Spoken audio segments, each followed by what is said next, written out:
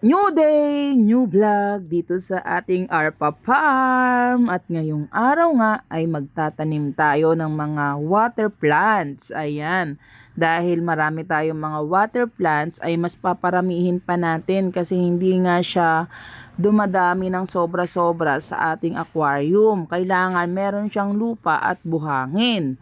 Kaya ayan, sabi ko magtatanim ako para lumago siya. Talaga namang ayan, busy ako at pag ganito naman ay kaya-kaya ko pa naman ganito ang kilos.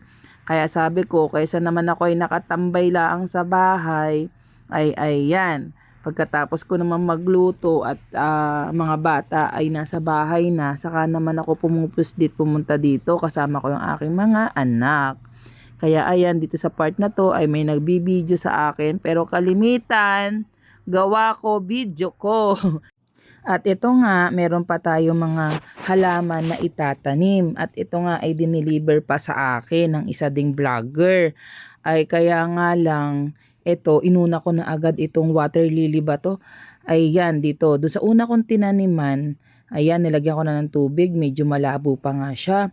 Pero okay lang. Diyan ko na lang siya itinusok. Diyan sa anong yan, para ka ako maging healthy na agad at makabawi agad sa kasi ang dami ng mga parang bulok-bulok. At ayan, nilagyan ko naman na ng isda. Medyo hindi siya malinaw tignan dyan, pero pag nakita nyo malinaw. Pero pagdating ng panahon, magiging malinaw na yan buong mga tubig na yon, gawa ng magiging puno na siya ng mga green na mga halaman. At ayun, nagpahinga muna ako and yan, tito muna tayo sa ating mga manok na pula. Ayan, ang dami na nating nangingitlog, as in ilang piraso na yun, nasa 30 piraso na yung nangingitlog nating manok. Pero yung iba hindi pa nagiging fertile kasi hindi pa natin sila pwedeng isalang kasi maliliit pa yung mga egg nila. Kaya sabi ko, okay lang yan, at least marami na tayo. Next month, marami na tayo mapapapisa. At eto nga, imikot-ikot lang muna ako sa ating mga manok. At grabe, napakaganda na ng ating mga manok at talagang palaki na sila ng palaki. Kaya thank you Lord. At ayun, inaaral pa rin natin ang mga bagay-bagay para mas maging maayos at maging maganda ang ating mga alaga. At ayan, dito may panibago na naman akong dalawang tub na itatanim sa kinabukasan kasi ito hindi ko pa agad na itanim yan, gawa nga nang wala akong mga pagtataniman. Ay hindi naman siya direct dun sa lupa, kaya sabi ko ay gusto ko may mga tub, kaya yung dalawang tub na yan ang tataniman ko. At ngayon walang taga video at medyo tinatamad yung aking dalawang junakis, kaya ayan, isang tanim, isang video. At dito natutuwa ako dito sa aking mga halaman kasi yan, maliliit pa talaga yan at talagang ayan, mga putol-putol lang yan at itutusok-tusok lang natin. Madali lang naman magtanim at saka madali lang silang alagaan. Gusto ko lang kasi talaga marami akong water plant. Tapos lalagyan ko sila ng mga isda, iba't ibang isda.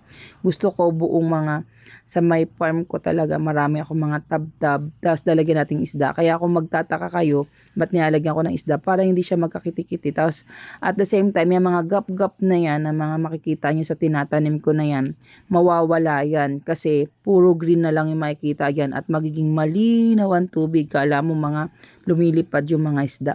Sa ngayon, syempre hindi pa. Kasi nga, ganyan pa lang yung magiging setup natin. Kita pa yung mga lupa at buhangin. Pero pagdating ng panahon, mga isang linggo or what, magiging maayos na at magiging malago sila. At eto nga, nilalagyan ko na ng tubig. Kaya nilalagyan ko siya ng dahon ng saging para hindi naman masira yung tanim natin. At eto na nga, medyo naging okay na yung ating water lily. Pero ililipat ko pa pag dumating yung malaki kong tub. Kasi sa gitna ko lang ilalagay. Dalawa kasi yan. Isa diyan sa gitna. Tapos aalisin ko yung nasa gilid kasi lilipat ko naman sa iba pang tub. Kaya ayan, pinapaliwanag ko yan. May isda na yun. Tapos ito yung bagong gawa ko. May malabo pa talaga siya. Pero makikita nyo, lunod na lunod pa yung mga nila halaman kasi talagang nakalunod siya. Pero kinabukasan ganito na siya kalinaw at mga nakaultaw na mga ibang halaman. Grabe, ganun sila kabilis. Kinabukasan lang nag-a-adjust na agad sila. Eto, marami pa tayong pananim, nakababad sa timba. Kaya hintay ko lang yung aking mga lagayan at ito yung ating malaking pan. Nilagyan ko muna siya ng isda at grabe ang bilis lumaki ng isda natin. Gagawin natin mga breeder. Tapos, ito yung tinanim natin na Baguio beans nung nakaraang araw. Grabe, ayun no, ang lalaki na agad ng mga sibol. Kaya bukas-bukas, lalagyan na namin ng balag at magbubunga na rin yan. At ito, ang linaw na talaga ng tubig. Ayan, nilagyan na namin ng isda. Dito sa isa, mag-asawa lang. Sa kabila, mga lalaki ang pinaglalagay ko. Ayan, madami.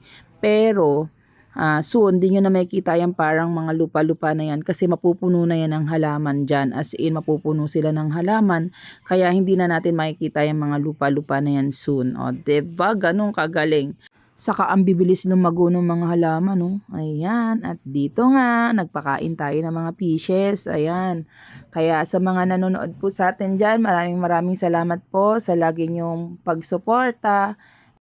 At nag-iipon na ako ng para sa blessing pot ng mga grocery, rice, at saka syempre may pa-cash tayo. Ayan, hanggang dito na lang muna mga mamshi ko, mga madam ko, mga sisi ko, mga bossing ko. Ayan, abangan nyo na lang ang ating blessing pot. Maraming salamat. God bless us all. Keep safe. Mag-ingat po tayo palagi. Please follow our page, share our video, and maglagay kayo dyan ng bakas. Baka ikaw na ang next na manalo.